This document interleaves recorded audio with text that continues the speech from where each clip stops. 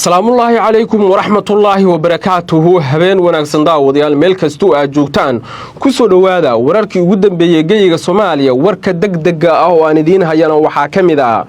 ugaaska guud ee beesha Ciise oo go'aankii ugu adkaa ka qaatay xeerka buuga Ciise isagoo yiri beesha Samaroon ha ogaato in aan ka awood badannahay kana ciidan badannahay xoog iyo xeeladna aan ku soo bandhigi doono xeerka buuga Ciise wa hadalkii ugu adkaa oo uu jeediyay ugaaska guud ee beesha Ciise faahfaahinta hadalka oo dhameystiran iyo turjumaan aan ku sameeyay ayaan ku soo gudbin doonaa waxaan kula wadaagi doonaa beesha Samaroon oo ciidamo ku daabulaysa magaalada Saylac dagaal laga cabsi qaba inuu ka dhaco banaanka magaalada Ceelgaal iyo faahfaahinta ayaan kula wadaagi doonaa waxaan kaloo ku soo gudbin doonaa madaxweynihii sagaalaad ee Soomaaliya Maxamed Cabdullaahi Farmaajo oo si la yaab leh u dhabar jabiyay filla Soomaaliya madaxdii maamulada oo si weyn u taageeray Farmaajo iyo Xasan Sheekh Maxamuud oo yaaban qodobadaas iyo waxyaabihii kale nagu soo kordha ayaan saaxiibayaal idin faahfaahin doonaa ee soo dhawaada haday tahay markii kugu horeysay nagu soo biir oo subscribe dheh Daraja Media muuqaalka aad daawanaysid like saar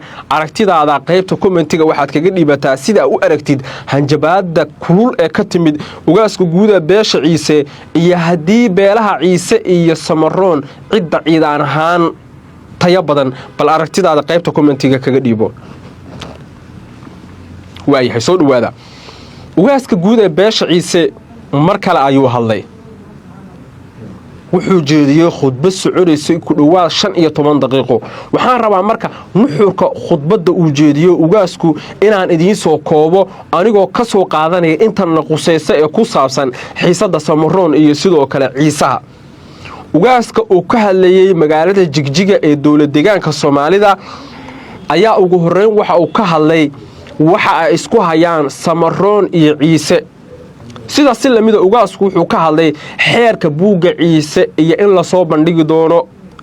hadii beesha Samaroon ay dagaal soo qaado awooda u furan beesha Ciise ciidan ahaan yaa awood badan Samaroon iyo Ciisaha maxay tahay doorka Somaliland ee arrimahan yaa ka dambeeyay dibadbaxyadii dhiiga badan oo ku daatay ee magaalada Boorama inta qodob ayuu ka hadlay inta qodob ayaa marka rabaa inaan dulmar yar idin kugu sameeyo oo aan inta nuxurka ah idin soo qaaday ee soo dhawaada saaxiibayaal ugaaska guud ugu horeyn wajigiisa si weyn ayaa looga dheehanayay sidoo uga careysan yahay ficilo uu sheegay in aan la mahdin doonin oo ka imaanaya suldaanka guud ee beesha Samaroon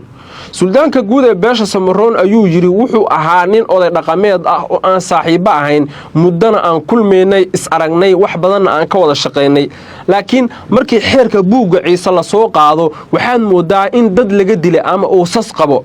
xeerka buuga Ciise wuxuu sheegay inay ku jiraan waxyaabo badan oo aysan dadku ogeyn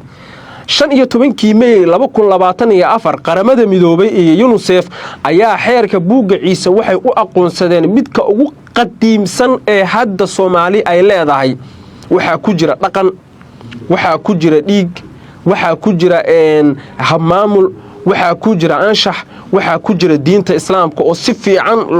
looga taxadiray inay khalaas ka imaan waxa ku jira hab dhaqanka dadka si loola macaamilo waxa ku jira walaaltinimada waxay tahay waxa ku jira isir ahaan dadku waxay wadaagaan waxa ku jira dhaqanka hoose ee beesha Ciise yaani xeerka buuga Ciise yaani waa mid meel walba ka dhisan ayuu yiri ugaaska guud ee beesha Ciise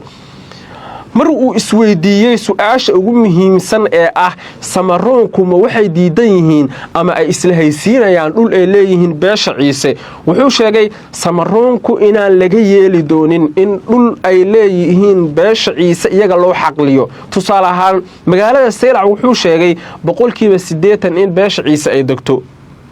20 kalena ay beesha Samaroon degto magaalada Ceelgaal ayuu sheegay in beesha Ciise ay degto magaalada Lughaye ayuu sheegay in beesha Ciise ay degto magaalada Boorama ayuu sheegay in la wada dego magaalooyinka kale ee gobolka ayuu sheegay in la wada dego wuxuu sheegay sidoo kale in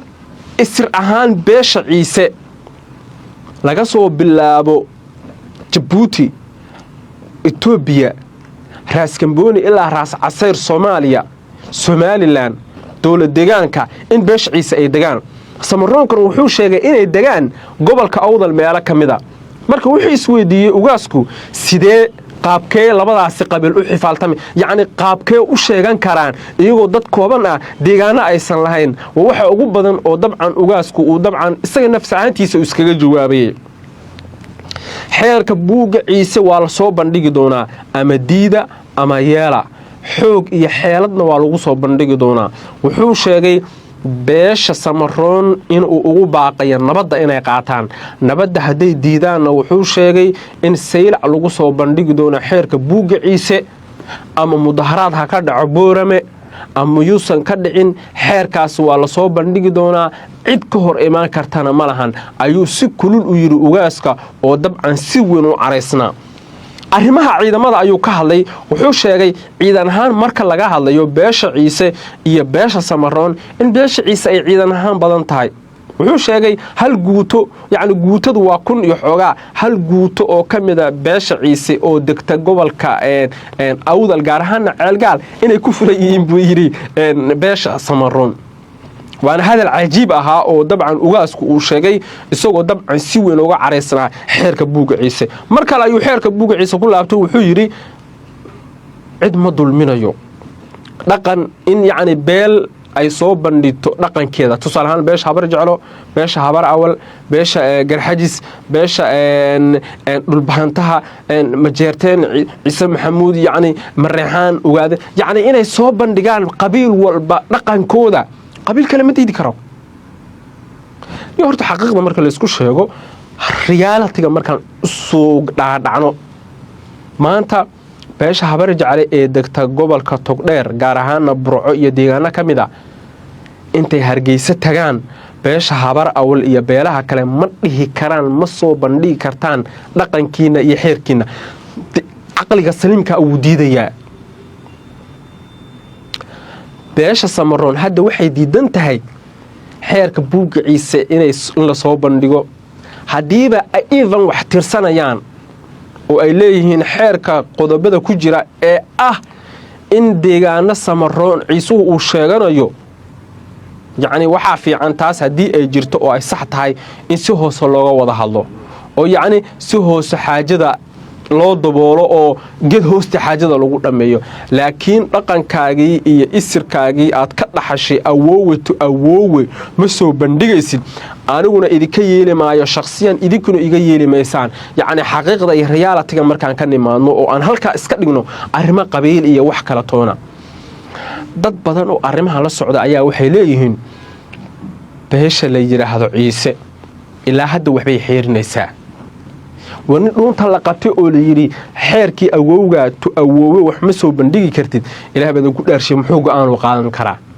dhowr jeer ayaa ugaaska guud ee beesha ciise wajigiisa waxa laga dheehan karay sidoo ugu xun yahay hab dhaqankan iyo ficiladan ka imaanaya beesha ciise waa beesha Samaroon iyadoo ugaaska xataa dhowr jeer lagu laab qaboojiyay in xaajadan ay dhamaan doonto oo wada hadal iyo wada xaajada lagu dhameyn doono laakiin hadda sida ay waxyihiin markaad eegtid ku adkaysiga beesha Samaroon ee ah inaan xeerka buugga ciise la soo bandhigi karin